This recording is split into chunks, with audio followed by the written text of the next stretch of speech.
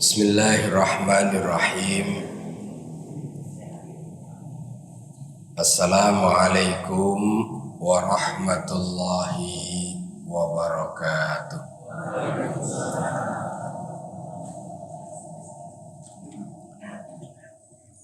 Alhamdulillahi rabbil alamin. Wassalatu wassalamu ala asyrafil anbiya'i wal mursalin Sayyidina wa maulana Muhammadin wa ala alihi wa sahbihi wa man tabi'ahum bi ihsanin ila yaumiddin. Subhanaka la ilma lana illa ma 'allamtana innaka antal alimul hakim. Amma ba'du. Allahumma anfa'na bima 'allamtana wa 'allimna ma yanfa'una wa zidna ilman. Allahumma inni as'aluka ilman nafi'a wa rizqan thayyiba wa amalan mutaqabbala. Amin ya rabbal alamin. Jamaah salat subuh rahimakumullah. Alhamdulillah, kembali pagi hari ini kita dipertemukan oleh Allah Subhanahu wa taala, dipertemukan di tempat yang mulia, masjid yang sama-sama kita muliakan. Mudah-mudahan bertemu di majelis ilmu ini nanti Allah pertemukan kita di surganya kelak insyaallah. Jamaah rahimakumullah,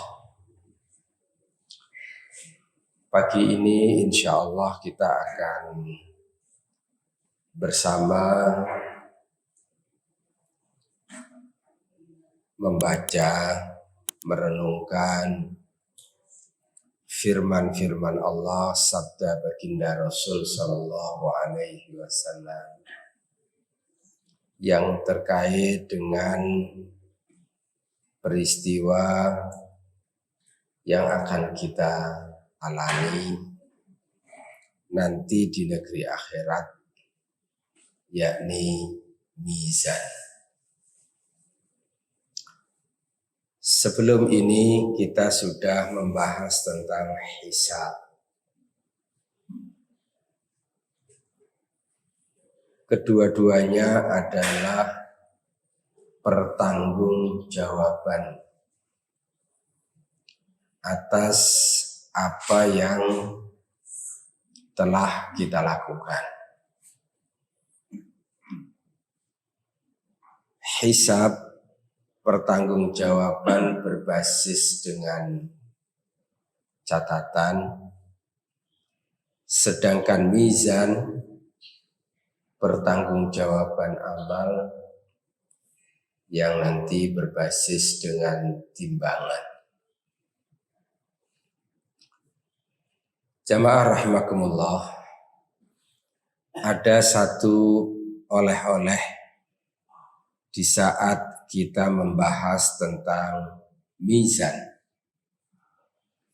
di mana tentang mizan ini Allah tegaskan pada suratul Ghasyiyah ayat yang ke-25 sampai dengan ayat ke-26, di mana Allah Subhanahu wa taala berfirman, A'udzu billahi minasyaitonir rajim. Inna ilaina iyabahum. Summa inna alaina hisabahum. Sungguh kepada kamilah mereka kembali, kemudian sesungguhnya kewajiban kamilah membuat perhitungan atas mereka.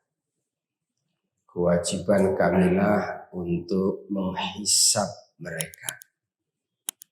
summa inna alaina hisabahum. Satu amalan yang baik untuk kita lakukan berdasarkan petunjuk Nabi kita Muhammad sallallahu alaihi wasallam, berdasarkan kesaksian dari istri beliau Ibunda Aisyah radhiyallahu an. Rasulullah sering berdoa di dalam salatnya dengan mengucapkan Allahumma hasibni hisaban yasir. Allahumma ya Allah hasibni, hisablah diriku ini, hitunglah diriku ini hisaban, dengan hisab yasira, yang mudah. Kemudian Ibunda Aisyah radhiyallahu anha bertanya, apa itu hisab yang mudah? Rasulullah sallallahu alaihi wasallam menjelaskan, yang dimaksud dengan hisab yang mudah itu adalah Allah memperlihatkan kitab catatan amal hambanya, dan terdapat di dalam catatan itu banyak sekali dosa-dosa yang pernah dilakukannya, kesalahan-kesalahan yang pernah dilakukannya. Tetapi kemudian Allah memaafkannya begitu saja. Itulah yang dimaksud dengan hisaban yasira, hisab yang mudah. Dan sebaiknya kita semuanya mengamalkan, dan ini disunnahkan dibaca setelah membaca salawat di dalam akhir salat kita, sebelum kita mengucapkan salam. Setelah salawat, sebelum kita salam, di penghujung salat kita membaca Allahumma hasibni hisaban yasir. Bersama-sama kita baca Allahumma hasibni hisaban yasira. Sekali lagi, Allahumma hasibni hisaban yasira. Sekali lagi, Allahumma hasibni hisaban yasira. Insyaallah mudah, pendek ya. Kita amalkan, kita menyadari betul bahwa terlalu banyak dosa dan kesalahan yang kita lakukan, baik oleh mata kita, telinga kita, mulut kita, tangan kita, kaki kita. Banyak dosa yang kita lakukan dengan anggota tubuh kita, bahkan dengan pikiran kita.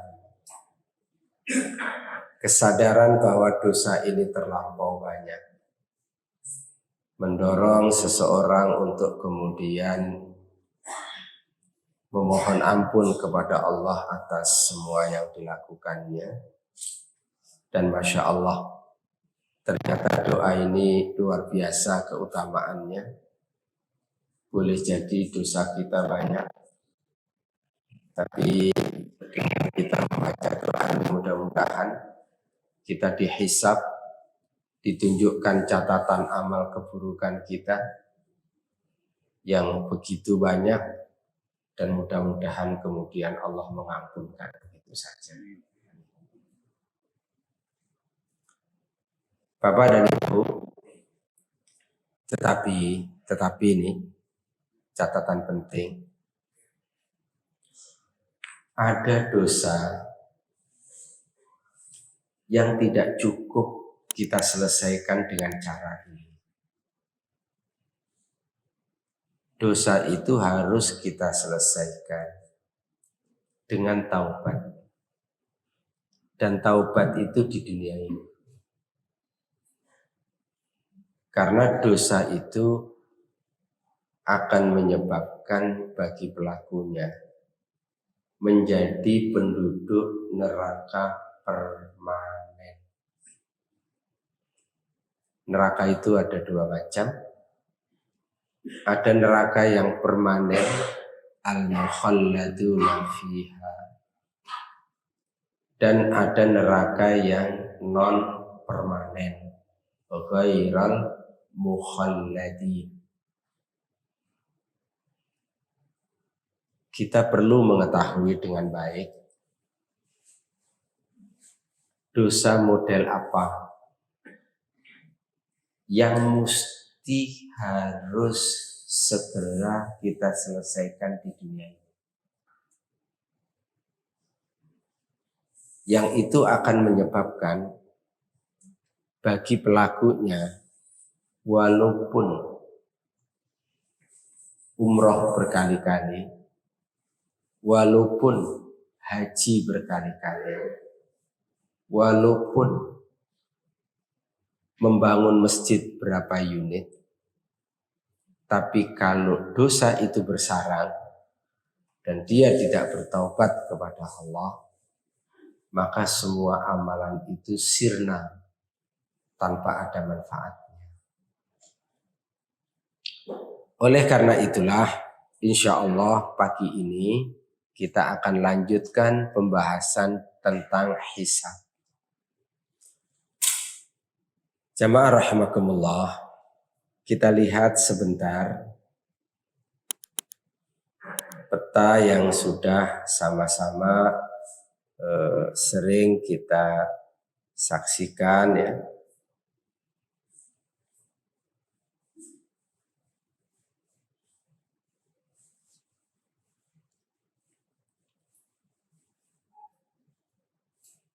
Oke, sekarang kita coba lihat tentang mizan. Ya.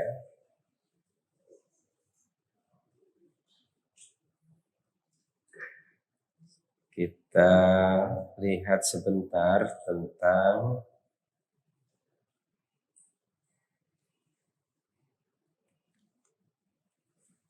petanya terlebih dahulu.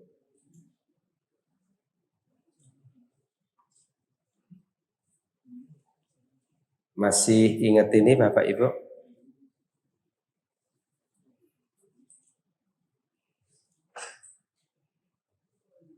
Kita sudah sampai di pembahasan ini. Hisab sudah selesai. Insya Allah nanti kita akan kembali ke belakang lagi. Hari ini kita akan membahas tentang mizan.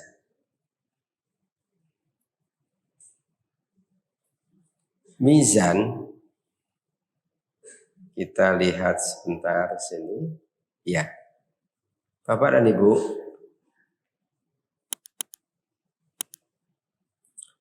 ini mizan ketika nanti ditegakkan. Ada sebagian manusia setelah mizan ditegakkan langsung dihempaskan ke dalam neraka jahanam. Langsung dihempaskan ke sini. Setelah mizan ditegakkan, dia langsung dihempaskan ke neraka jahanam. Itulah yang disebut sebagai penduduk neraka permanen.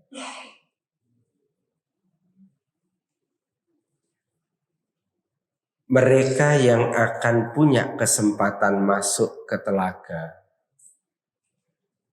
adalah mereka yang pulang membawa iman. Walaupun dosanya bertumpuk, dosanya menggunung, tetapi masih ada iman. Imannya tidak sampai padam. Walaupun imannya tidak terang, tapi imannya tidak sampai padam. Maka doa Allahumma hasibni hisaban yasira yang dihisab di sini itu adalah dosa-dosa yang tidak menyebabkan seseorang akan menjadi penduduk neraka permanen. Dia akan dibukakan oleh Allah dosa-dosa itu. Kita semuanya mengakui.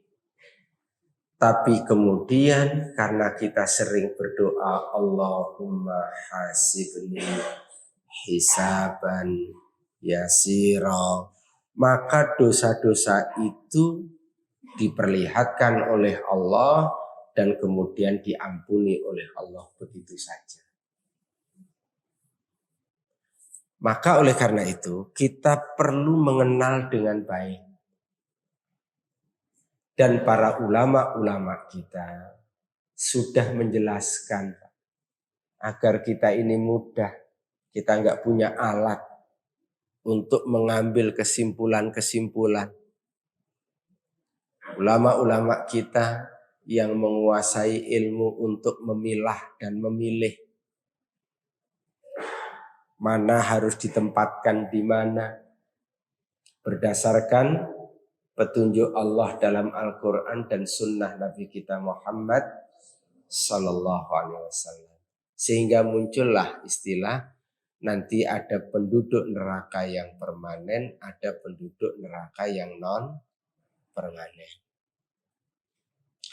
Ada dosa sebutan al-kabair, dosa-dosa besar. Ada yang disebut dengan as-saghair, dosa-dosa kecil. Kumpulan dosa besar, kumpulan dosa kecil. Kumpulan dosa besar namanya al-kabair, kumpulan dosa kecil namanya as-saghair. Dah kumpulan. Bahkan ada dosa besar yang paling besar yang berakibat dosa itu menjadikan seseorang keluar dari agama ini. Maka kita lihat di sini nanti di mizan ini, Bapak-bapak, insya Allah nanti kita dalami. Kalau mau dicatat saya tidak sebutkan di sini, monggo ya. Atau saya boleh tampilkan ini sebentar.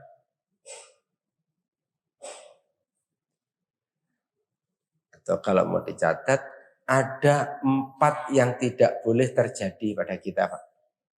Satu ya. Na'udzubillah min dzalik. Jangan sampai ada dosa bernama syirik besar. Syirik besar. Apa Bapak Ibu? Syirik besar. Syirik besar nih. Insyaallah nanti kita bahas di pertemuan berikutnya. Mudah-mudahan. Syirik besar ini, syirik itu ada 2. Ada syirik besar, ada syirik kecil. Bahkan ada yang disebut dengan syirik tersembunyi. Syirik besar.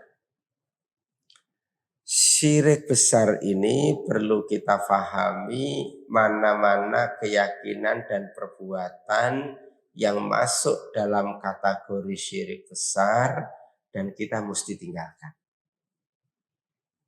Ini nggak bisa Pak diselesaikan dengan hanya baca istighfar Pak. Nggak bisa ini diselesaikan dengan Allahumma hasibni hisaban yasira. Ini mesti dengan taubat ini. Nggak bisa ini. Ini akibatnya berat. Kalau ini terjadi orang itu keluar dari agama ini. Yang kedua, kufur besar. Kufur besar. Kufur itu ada dua, Pak dan Ibu. Ada kufur kecil, ada kufur besar. Ini yang kufur besar. Bapak Ibu seringkali mendengar istilah kufur nikmat. Kufur nikmat. Jangan kufur nikmat loh ya. Nah, kufur nikmat itu kufur kecil. Ini yang kufur gede nih. Kufur besar. Kita perlu memahami dengan baik dalam hidup ini.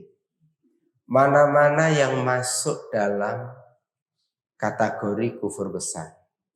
Baik di aspek keyakinan maupun juga di aspek perbuatan, bahkan di aspek ucapan.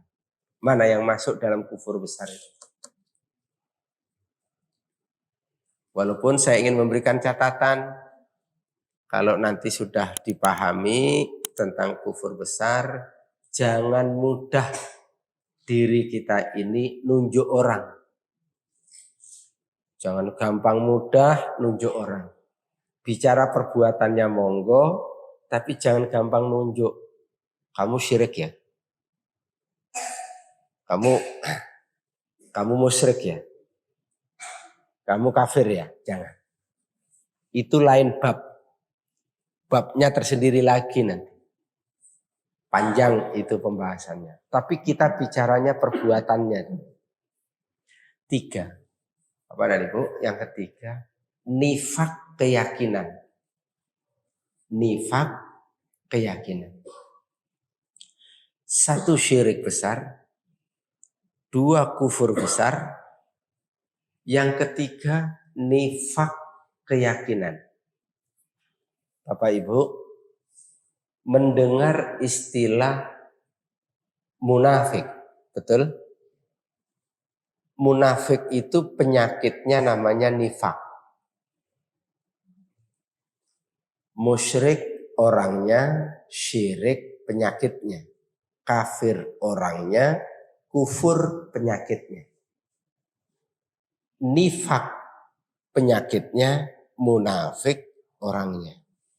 Tapi nifak ini nanti ada 2. Ada nifak amali, nifak perbuatan, ada nifak keyakinan. Kalau nifak perbuatan, sepertinya semua kita ini terjangkit penyakit nifak. Kalau nifak perbuatan, Pak. Karena Rasul menyebutkan ciri-ciri munafik itu idza haddatsa kadzdzaba, kalau ngomong dusta. Siapa yang enggak pernah ngomong dusta? Tunjuk tangan yang enggak pernah ngomong dusta. Ya. Dusta sama ayam juga. Kur. Kasih makan. Kagak dikasih makan.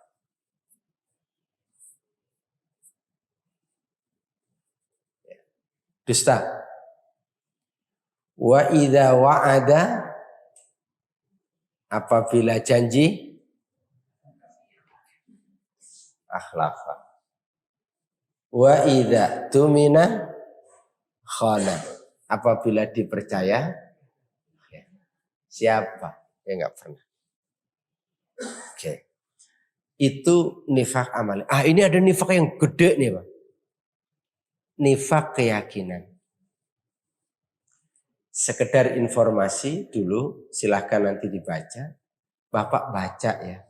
Ayat 8 sampai ayat 20 dari surat Al-Baqarah. Nah, itu profilnya nanti di situ. Termasuk nanti dalam surat Al-Munafiqun. Ya. Baik, yang keempat adalah murtad. Nah, maka oleh karena itu ayo kita bahas sebelum membahas yang empat itu, karena posisinya di sini. Kita bahas terlebih dahulu tentang mizan. Kita bahas terlebih dahulu tentang mizan.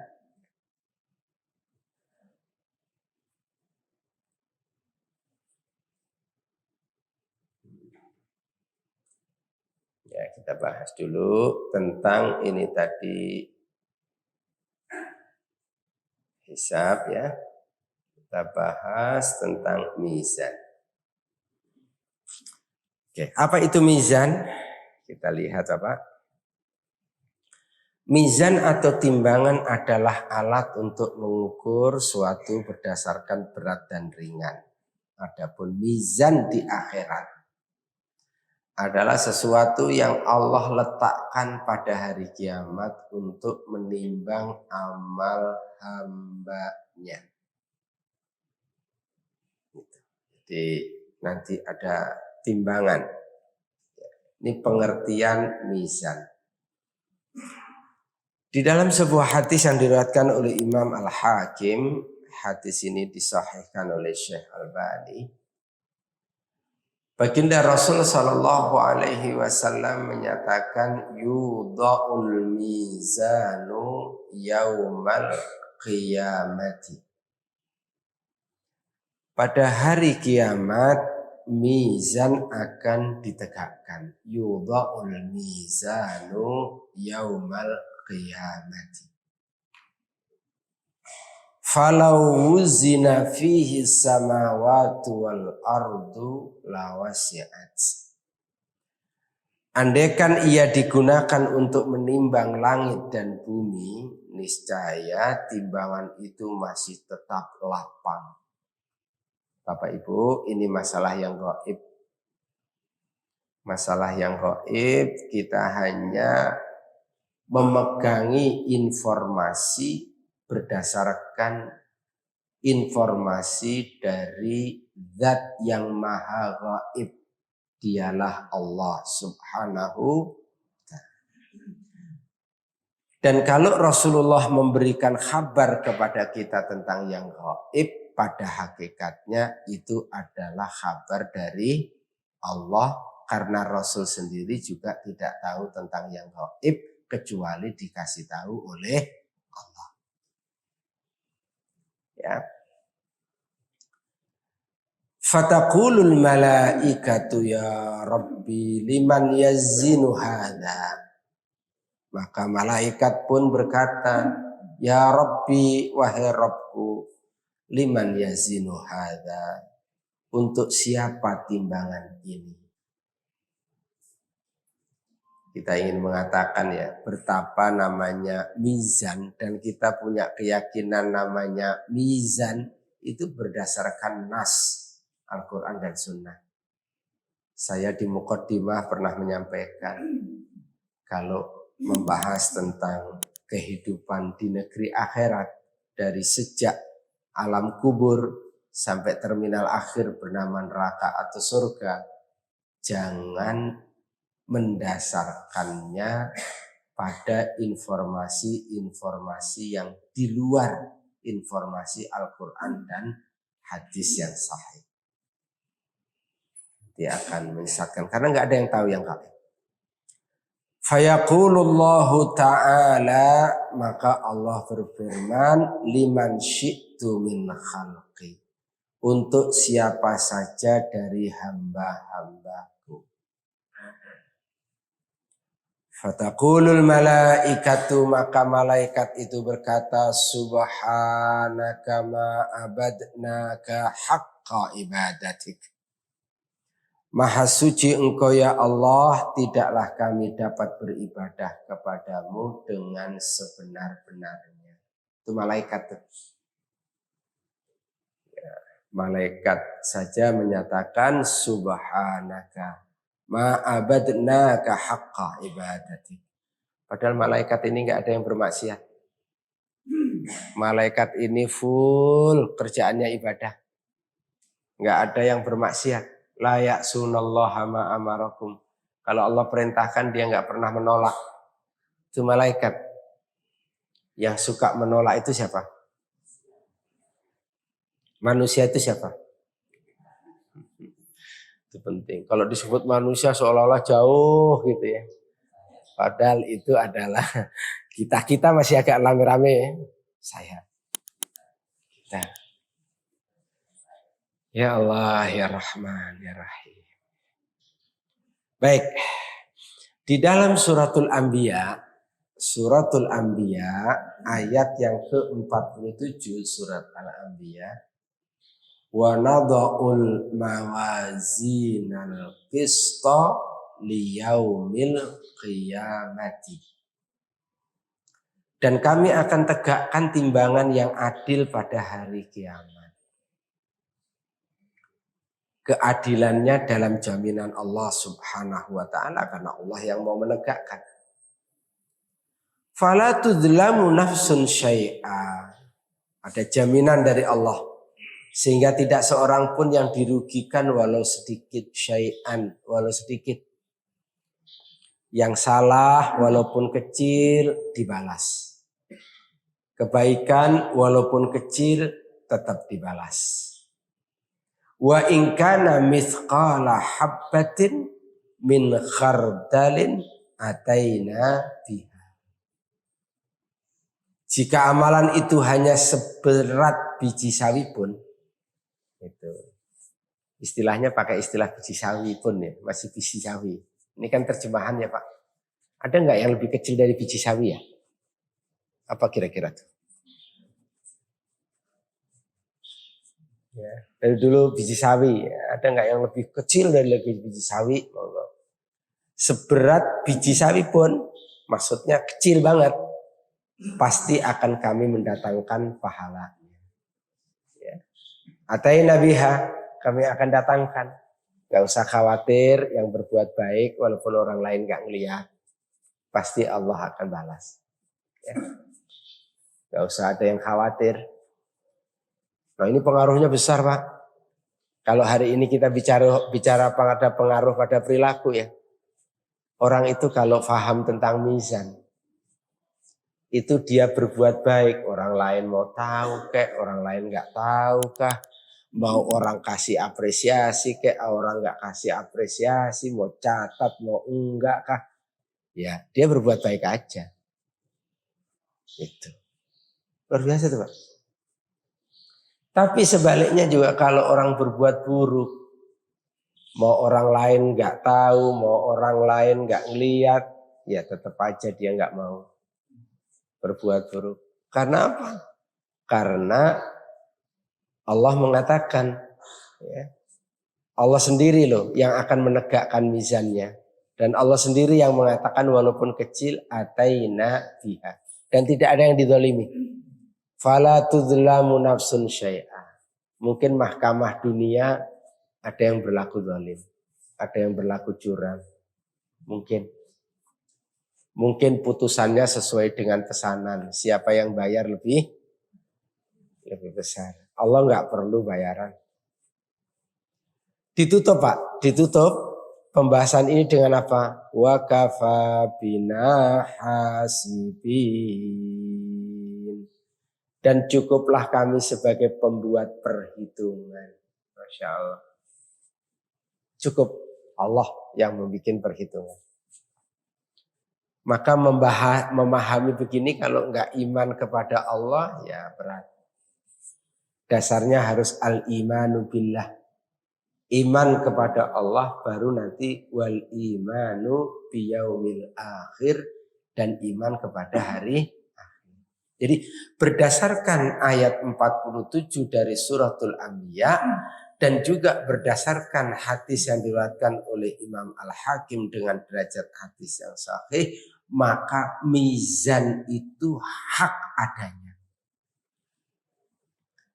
Maka mizan itu adalah sesuatu yang hak. Maka akidah Ahlus Sunnah wal Jamaah meyakini adanya mizan. Sebagaimana juga meyakini adanya nikmat kubur, azab kubur. Bapak dan Ibu yang berbahagia. Oke. Nah, ini ada amalan, paket amalan yang diajarkan oleh baginda Nabi. Ya. Sekaligus juga menjadi dalil bahwa memang ada mizan itu. Apa amalan itu? Kata Rasulullah, kalimatani khafifatani 'alal lisan, tsaqilatani fil mizan, habibatani ilar rahman. Masya Allah. Ada dua kalimat ringan di lisan, berat nanti di timbangan. Sudah amalannya ringan di lisan, tapi nilainya nanti berat di timbangan, ya, dan sangat dicintai oleh Ar-Rahman, Allah Subhanahu wa ta'ala. Apa kalimat itu? Subhanallahi wa bihamdi, subhanallahil azim. Dua kalimat. Subhanallahi wa bihamdihi, subhanallahil azim. Subhanallahi wa bihamdihi, subhanallahil azim. Sambil nyetir, subhanallah wa bihamdihi, subhanallahil azim. Sambil masak, subhanallah wa bihamdihi, subhanallahil azim. Sampai santai, subhanallah bihamdihi, subhanallah. Itu ringan diucapkan, berat nanti nilainya di timbangan, sekaligus ini menjadi dalil ada timbangan itu, ya. Dan kemudian sangat dicintai oleh Ar-Rahman. Insyaallah. Jadi ba'da sholawat ya. Ba'da sholawat sebelum salam membaca Allahumma hasibni hisaban yasir. Kalau udah sesepuh ini sepuh begini kan apalagi. Ya Allah, mudah-mudahan ya harus semangat. Tinggal urusannya ini gimana kita ngadepin hisab nanti ini kan. Ya. Kerja udah purna, anak sudah mentas semua, tinggal banyak nemenin cucu.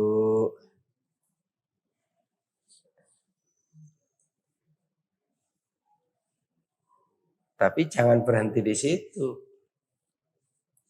Rasul itu punya cucu, tapi Rasul produktif sampai meninggal. Rasul itu tetap produktif sampai meninggal. Ya. Yang dipandang orang tua nggak produktif, tetap harus produktif, banyak ibadahnya, baca Qur'annya. Ya. Produktivitas itu sampai wafat. Fisik boleh berkurang, tapi kebijakan tambah mantap. Karena semakin banyak ilmu dan semakin banyak pengalaman. Insyaallah. Dan itu penting.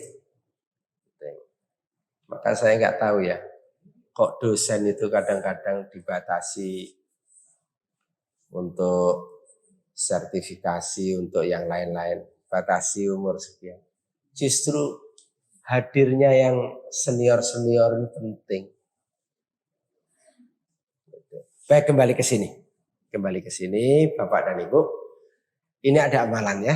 Insyaallah diamalkan. Subhanallah wa bihamdihi, subhanallahil azim. Berat. Tapi begini Pak, saya ingin kembali mengingatkan lagi ya. Walaupun bapak ngamalin ini nih, ibu ngamalin ini nih.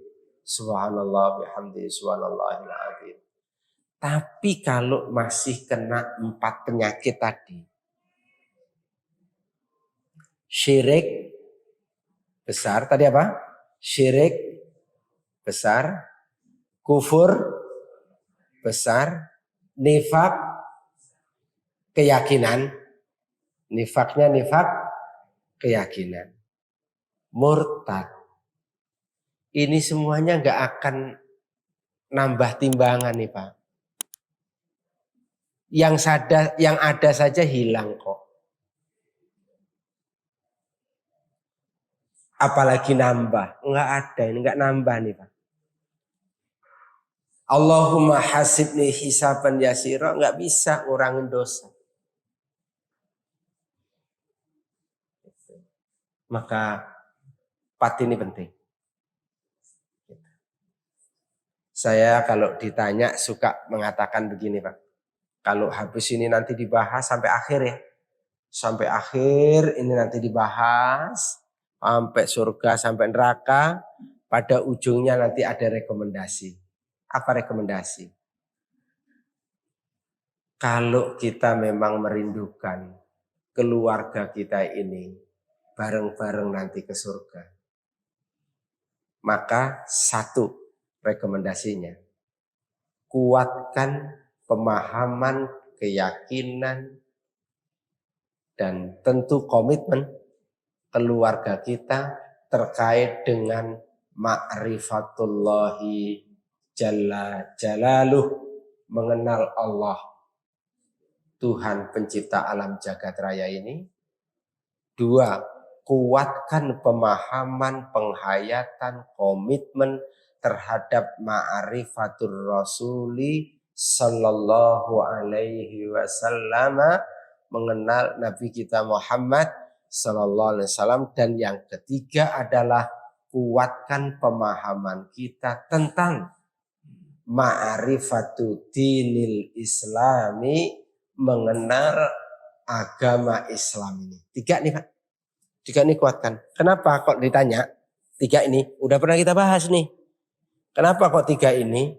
Karena ini kunci nanti suksesnya kita berada di alam kubur. Sukses kita di alam kubur dalam arti menghadapi fitnah kubur dan kita sukses. Fitnah kubur itu ada 3 pertanyaan itu. Kita bisa tuh dan sukses. Perjalanan selanjutnya insya Allah dalam kebahagiaan. Maka ini mesti dikuatkan nih. Dengan kata lain apa? Jangan sampai keluarga kita, anak kita, cucu kita nggak kenal siapa Tuhannya. Kalau nggak kenal sama Tuhannya, sekedar Tuhanmu siapa? Allah. Allah itu siapa? Pencipta langit dan bumi. Tapi dia masih berbuat syirik besar, masih suka datang ke dukun, apalagi suka percaya zodiak dan lain sebagainya. Bahaya. 3 itu dikuatkan. Sama rekomendasi yang keduanya, bebaskan keluarga kita dari 4 tadi. Syirik besar, kufur besar, nifak keyakinan, murtad. 4. Insya Allah. Ya. Nah kalau itu sudah selesai, aman di situ, tinggal kemudian kita membereskan dosa-dosa kecilnya. Mudah-mudahan dosa kecil terbereskan dengan apa? Dengan kita berdoa di antaranya Allahumma hasibni hisaban yasira. Lalu kemudian kita tingkatkan amalnya. Di antaranya adalah dengan membaca subhanallahi wa bihamdihi subhanallahil azim. Nih, ringan insyaallah. Jadi inilah pentingnya kita memahami perjalanan hidup kita. Perjalanan hidup kita ini. Bapak-bapak saya sering mengatakan kan, berkali saya mengatakan, Bapak mau berangkat umroh aja loh. Itu ada penjelasan di manasik kan. jadwal kegiatannya apa, penerbangan berangkat jam berapa, apa-apa yang harus dibawa, nanti di hotel mana tinggalnya, di Madinahnya juga di mana, rangkaian acaranya berapa hari, dan seterusnya, dan seterusnya. Itu mau umroh 9 hari, 12 hari, 17 hari akhir Ramadan. Begitu tuh detailnya. Itu. Lah ini jelas mau pulang. Umroh belum tentu loh, walaupun sudah sebulan lagi akan berangkat. Belum tentu kita berangkat, kita nggak tahu kapan dijemput kematian. Tapi semua kita kan pasti berangkat ke negeri akhirat, Pak. Yang tahun ini mau berangkat haji, misalkan berangkatnya nanti tanggal 8, tanggal 7, tanggal 5, pertanyaan saya, apa ada yang bisa memastikan? Akan berangkat tahun ini.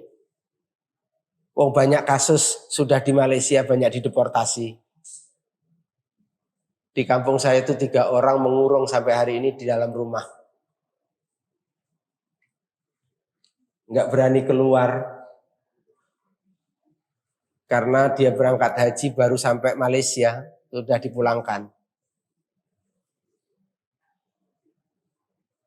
Belum sampai sana. Ngurung di dalam rumah nih. 3 nih. Kemarin ada yang nelpon, aduh gimana ini ya. Nggak berani dia keluar, kan udah pamitan. Maklum di kampung kan. Diantarkan 3 elep ke Surabaya. Terbang dari Surabaya. Gagal berangkat.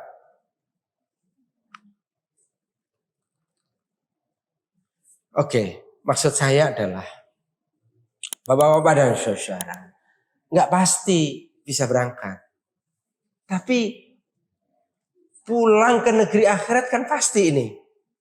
Ini ada yang nggak mau pulang ke akhirat, Pak. Ada yang nggak mau pergi ke kuburan ini. Ada yang nggak mau. Ya mau nggak mau mesti diangkut kan.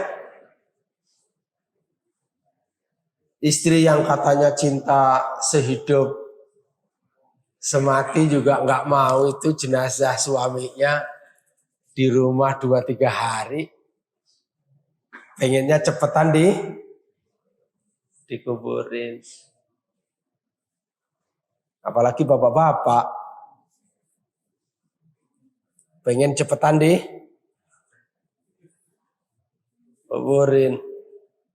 Oke. Jadi nggak ada yang pasti.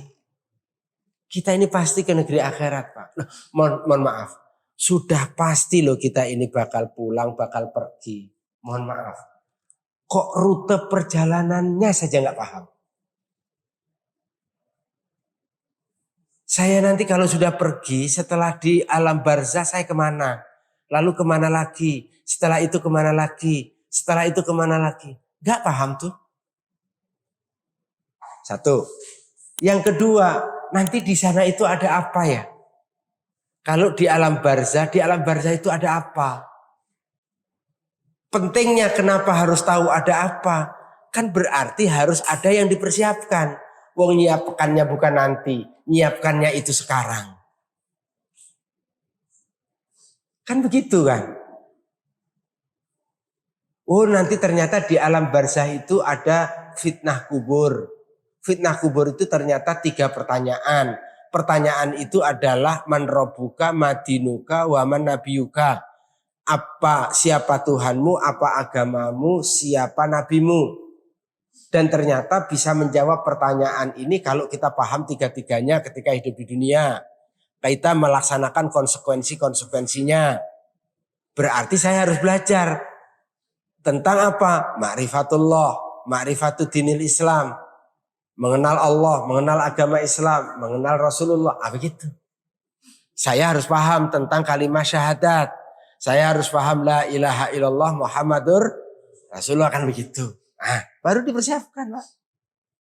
Termasuk tadi, nanti di mizan ada apa? Oh ternyata setelah mizan ditegakkan, ada loh nanti serombongan manusia yang langsung dihempaskan ke dalam jurang api neraka dan dia menjadi penduduk neraka permanen. Siapakah dia?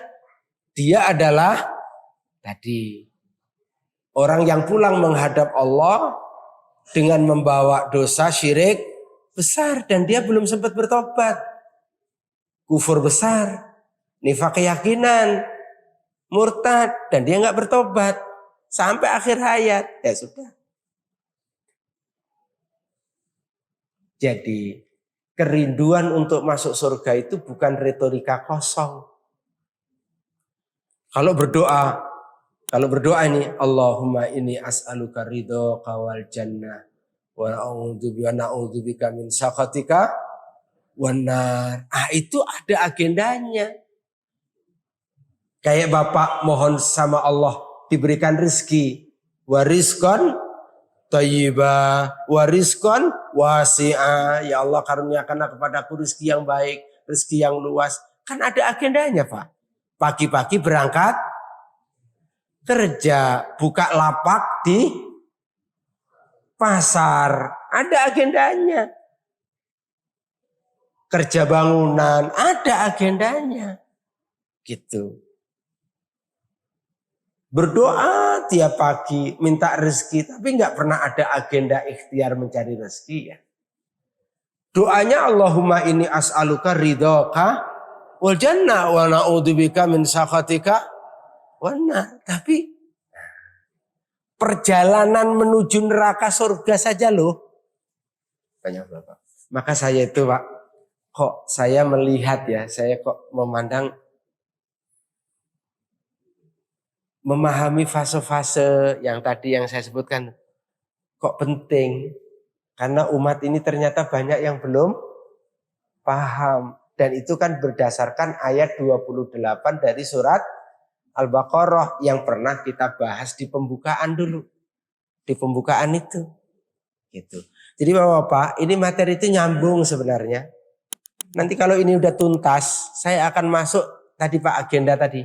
Agenda 3 di alam kubur, peringatan 4 di mizan. Atau saya mau balik nanti. Karena dengan satu asumsi bahwa insya Allah yang hadir ini semuanya insya Allah sudah mengenal Allah, sudah mengenal agama Islam, sudah mengenal Rasulullah SAW. Karena ini Masya Allah ngajinya udah bertahun-tahun kan ini. Ini kalau kelasnya kelas kuliah ini jangan-jangan udah pasca sarjana itu. Udah pasca sarjana emak-emak. Pasca sarjana eyang kong eyang tin udah. Udah lama ngajinya kan, insya Allah sudah. Nah, mungkin kita coba untuk dulukan yang beratnya ini. Peringatan yang beratnya, tapi kita selesaikan dulu. Gitu. Baik, maka oleh karena itu Bapak-bapak dan nah, ini juga misalkan ya, pendapat ini yang dipilih oleh yang ditimbang adalah amalnya. Ini ada Pak, nanti ada pembahasan yang ditimbang itu apa sih? Secara umum kita punya pemahaman kan, yang ditimbang itu amalnya. Memang pendapat mayoritas ulama itu. Termasuk pendapat ini yang dipilih oleh Ibnu Hajar al-Asqalani rahimahullah. Ibnu Hajar al-Asqalani rahimahullah. Bapak kenal kitab Bulughul Maram? Nah, itu Ibnu Hajar al-Asqalani. Syarah kitab Bukhari itu Ibnu Hajar. Beliau berpendapat bahwa yang ditimbang adalah amalnya. Karena Nabi SAW mengatakan, ma min syai'in fil mizani afqalu min husnil khuluqi. Tidak ada sesuatu yang lebih berat ketika ditimbang di hari kiamat daripada akhlak yang mulia. Akhlak yang mulia. Mudah-mudahan seiring dengan pembahasan ini kita tambah baik akhlak kita. Akhlak kita kepada Allah, akhlak kita kepada orang tua, akhlak kita kepada kitab suci Al-Quran, akhlak kita kepada semuanya. Termasuk akhlak kita kepada tetangga, akhlak kita kepada sesama, dan seterusnya mudah-mudahan.